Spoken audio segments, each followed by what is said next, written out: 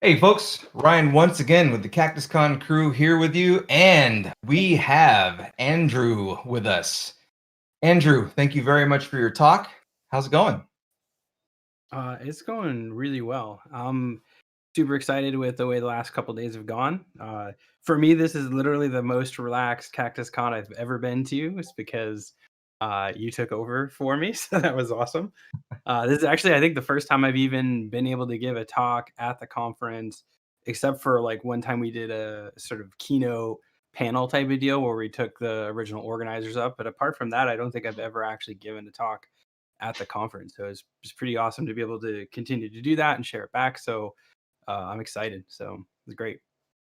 For folks who may not be aware, Andrew ran Cactus Con for 8 years as the lead organizer, and it was from him that I took over the reins. He had faith in me, he trusted me, and this is what we got. So Y'all very, make me very pretty cool. It actually feels almost, it's like, oh, look, you were the guy, and then I'm doing this stuff, and hey, we're talking to each other at Cactus Con. So cool, man. I'm gonna do some prize stuff real quick. We gave out some prizes, and I have some winners for you. So let's take a look at that. And first up, the winner for the two CactusCon hardware badges, we've got Zach and simply V. V as in Victor. Congratulations! I'll be emailing everyone tonight, probably during the after party. And then we also had the actually, I apologize. That was for the Practical Vulnerability Management physical books. Excuse me. Our No Starch Press books. These little guys right here. Oh. And then the No Starch Press vouchers. Those go to BitRot. Oh, one of our presenters. Awesome. I like to see that actually. And then Nick H won the other one. So cool. I'm going to go ahead and kick off some additional prizes for folks. We're going to give out two more of the CactusCon 8 hardware badges. Those are these big boys right here. Ooh. Of course, this will include all of the hardware for your soldering delight to get that on there. So we're going to kick that sucker away now. There's two of those going out. And we have two more copies, and this seems fitting to have Andrew on for this. The complete Boot Rogue Strategy Guide, the physical books that we'll be shipping out. In fact, Andrew, if you want to speak to those real quick, since they're actually at your house. Yeah, so they are at my house. As I mentioned sort of during the opening yesterday, I'm super excited about it. So XLogic was a gentleman who lived here in Phoenix. And at the time, I think he worked at a SOC and he may still work at a SOC. He's been sort of integrated in the conference back when we were B-sides. In fact, I sort of begged him last minute because he had just given a talk at one of the local community groups the night before, a couple of nights before. I said, look, our speaker backed out or he'd have a spot. I don't know what to do. And he was like, I got you. And jumped in. He's been given a talk pretty much ever since then, along with Joe Garone. I always have to say that because he gets mad if I don't, call him out too. But Xlogic has done such an awesome job. Like he gives these great talks on like steganography and like very deep technical things. I think one time he did the whole presentation in a console, right? So like who does that? It's awesome. And this is a book he wrote about. I want to say it's a game he created. Is that right? But it's a book he created in a bootloader, and it's pretty interesting to check it out. So I got him. I reached out to him and said, "Hey, could you autograph these?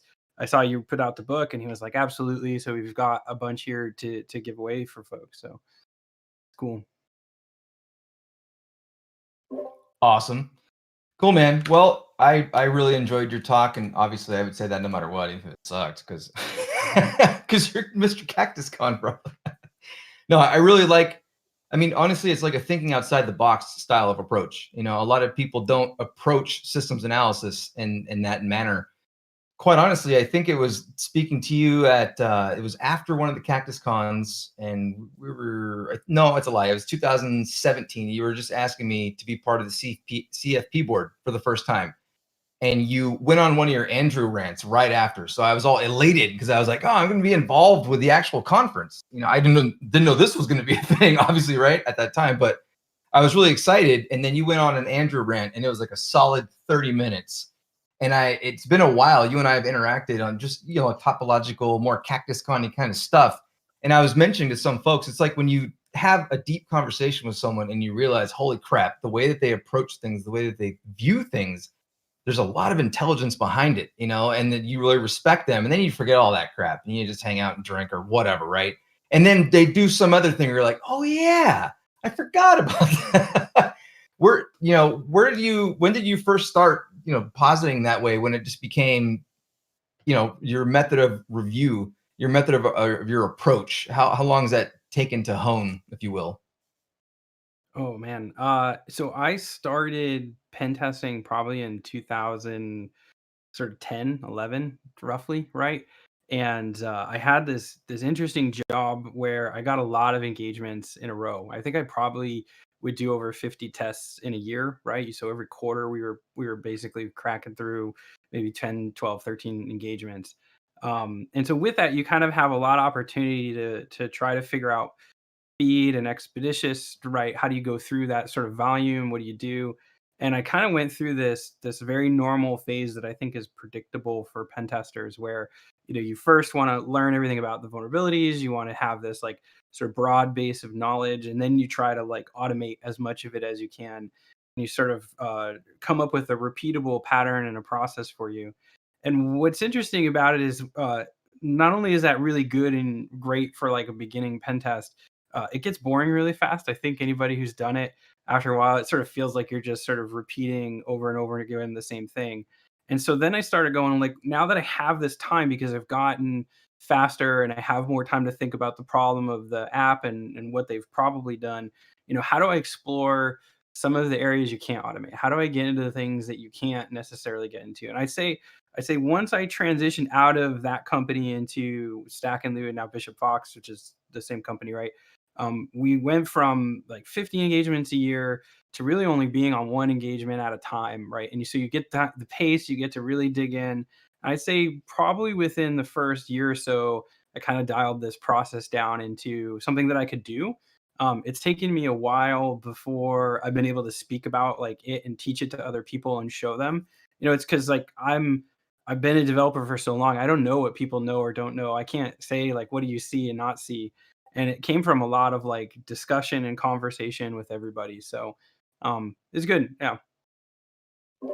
Cool, man. Well, obviously, I know that you and I could sit here and just wax idiotic for for absolute ever.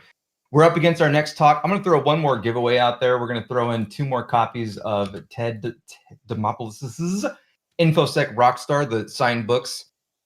So yeah, I'll kick that off right now. And Andrew, obviously, it's been a pleasure. Thank you for having faith in me. And I think that this year, my first con, our first digital con, I think so far it's gone pretty damn well. So Yeah. cool, man. Agreed, Thanks for 100%. Yeah. Thanks for being you, man. All right. Thank you. Yeah. All right.